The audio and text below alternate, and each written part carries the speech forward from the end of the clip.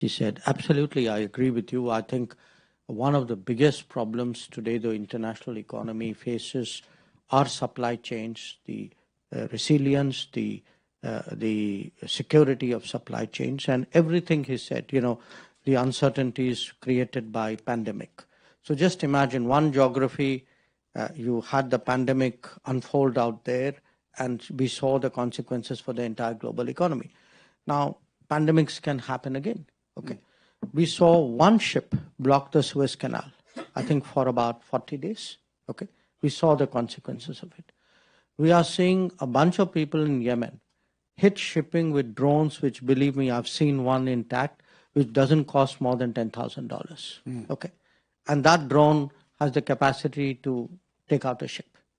So, and we're going to see more of this. We're going to see, for example, climate events. Who knows where the next flood will be? Who knows, where weather will take a bad turn. So given the conflicts, we saw, what happened after Ukraine. I mean, the problems of Black Sea, the entire world food market and fertilizer market was completely impacted by, fighting between two countries some distance away. So the point, I think, is today, both in terms of the new possibilities, the Arctic possibility, for example, as well as securing, the international economy, we need many more answers.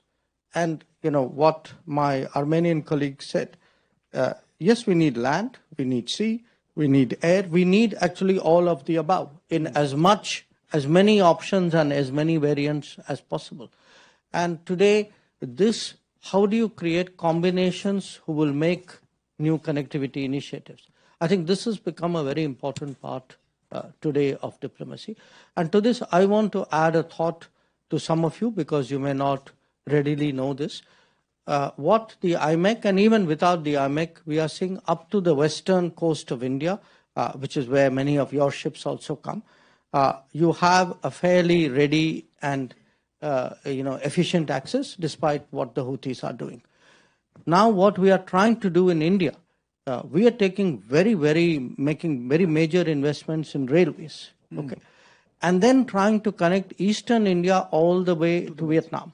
So actually, if we can pull that off, you will get from Europe a route all the way to the Pacific, which will be significantly land-based, but partly sea-based. And in some ways, it would be a counter to a reliance on Arctic whenever the Arctic opens up. So it is, the connectivity game, I think, and this is a long game. I mean, connectivity initiatives, multiple decadal, And when they are done, remember, I mean, the Suez Canal took ages to make, but once it was done, you see what a profound impact it's had on the world. So I think this whole connectivity issue really deserves much more attention.